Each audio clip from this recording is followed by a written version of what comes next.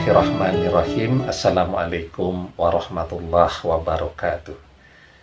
Bapak-bapak, ibu-ibu, mas-mas, mbak-mbak, adik-adikku sekalian yang dirahmati Allah. Kembali di IIP Channel bersama saya IIP Wijayanto.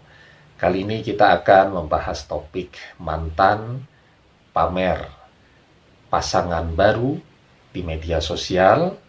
Itu tanda yang bersangkutan gagal move on, ya. Jadi kita ini hidup di zaman media sosial ini kan memang segala sesuatunya selalu dipamerkan, ya. Mau makan, difoto dulu, posting, dipamerkan. Beli baju baru, beli sepatu baru, mobil baru, semuanya dipamerkan. Termasuk juga kalau dapat pasangan yang baru, ya. Nah, cuman yang menjadi pertanyaan sekarang, ya, ketika seseorang terburu-buru ya memamerkan pasangan yang baru, itu sebenarnya pertanda apa, ya? Baik itu pasangan judulnya pacaran, ya, bagi yang masih ngelakoni itu, baik itu namanya tunangan atau juga calon suami, calon istri, atau sudah menjadi suami yang baru atau istri yang baru, ya. Nah, jadi sebenarnya orang yang hobinya memamerkan segala sesuatu termasuk pasangan, itu adalah orang-orang yang rasa malunya agak kurang. Apalagi kalau yang bersangkutan ini memiliki catatan perjalanan hidup, hobi gonta-ganti pasangan, ya. Jadi misal playboy, ya, atau playgirl, ya. Jadi setiap 3 bulan sekali postingannya selalu dengan pacar yang baru. Itu menunjukkan yang bersangkutan ini adalah orang yang mengalami krisis rasa malu, ya. Begitu juga dengan orang, ya, misal suami pertama, ya, menikah, pakai foto prewedding, ya, yang dengan dilengkapi busana yang mahal, fotografer yang terkenal, ya, dan seterusnya. Tidak tahu jalan belum 3 tahun sudah bercerai, ya. Kemudian nikah lagi, setelah itu cerai lagi, kemudian menikah kembali, pakai foto prewedding lagi, ya, pakai busana mahal karya dari desainer terkenal, ya. Dan biasanya jalan 2-3 tahun lagi akan bercerai lagi, itu yang demikian, ya. Jadi seharusnya kan orang ketika terpaksa berkali-kali mengkoreksi pasangannya, itu menunjukkan ada kesalahan baik di dalam cara hidupnya yang membuat orang menjadi tidak kuat, ya, ataupun di dalam proses memilihnya tadi yang salah, sehingga kemudian dia harus memperbaiki kesalahannya terus berkali-kali. Harusnya kan orang kalau sudah pernikahan kedua saja, itu seharusnya sudah merasa malu untuk memposting-posting foto pernikahan, ya. Jadi kalau kemudian orang di pernikahan kedua, ini janda cerai atau duda cerai, ya, bukan karena faktor meninggal. Jadi perceraian, nah itu pernikahan selanjutnya seharusnya orang lebih memiliki rasa malu untuk memamerkan sesuatu. Kecuali memang niatnya untuk pamer dan menyakiti mantannya yang lain.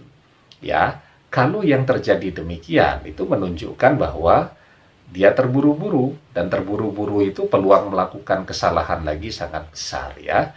Dan orang yang terburu-buru, ya, hanya sekedar untuk pamer tadi, itu menunjukkan yang bersangkutan asal pilih saja, ya, untuk menunjukkan dia sudah move on, padahal sesungguhnya dia adalah orang yang gagal move on, ya. Nah, karena itu kita diingatkan di dalam sebuah hadis, ya, al-imanu bid'un wa sab'una syu'batan wal haya'u syu'batum minal iman. Iman itu ada 70 sekian cabang, dan rasa malu itu salah satu cabang dari iman. Kalau orang tidak punya lagi rasa malu di dalam memamerkan pergantian-pergantian pasangannya tadi, itu menunjukkan yang bersangkutan mengalami krisis rasa malu dan dia juga sudah kehilangan imannya, ya.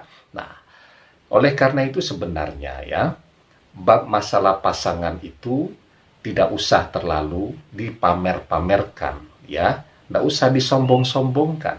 Karena sebenarnya kita diingatkan ya, bahwa pada sosok suami, istri, dan seterusnya, itu adalah fitnah, ujian, yang bisa saja suatu saat mereka kemudian akan berbalik untuk menjadi musuh kita, ya. Jadi contoh, pada saat akan menikah foto prewedding, menikah dengan pesta besar-besaran ya, nyewa gedung yang mahal sekali. Nggak taunya jalan 2 tahun dia sudah selingkuh dengan orang lain. Akhirnya jadi bermusuhan. Ya, karena itu di dalam surat At-Taghabun ayat yang ke-14 ya, Allah Subhanahu wa taala berfirman, "Ya ayyuhallazina amanu inna min azwajikum wa auladikum aduwwan lakum fahzaruhum." Hai orang-orang yang beriman, di antara istri-istrimu dan anak-anakmu ada yang menjadi musuh bagimu, maka berhati-hatilah terhadap mereka, ya. Nah, karena itu suka pamer ini tidak baik, ya. Suka pamer inilah yang kemudian akan menjerumuskan orang di dalam persoalan keluarga yang lebih besar lagi di kemudian hari. Karena itu ya, orang-orang yang bijaksana, dia tidak akan suka pamer. Karena dia tahu persis, ketika dia memamerkan sesuatu, itu akan menyakiti pula hati orang-orang tertentu. Kalau tujuannya adalah sebuah pernikahan yang sakinah, mawaddah, warahmah, ya, maka dia akan melakukannya dengan cara-cara yang bijaksana dan bersahaja. Demikian, semoga bermanfaat. Wallahu a'lam bissawab, billahi taufik wal hidayah. Assalamualaikum warahmatullahi wabarakatuh.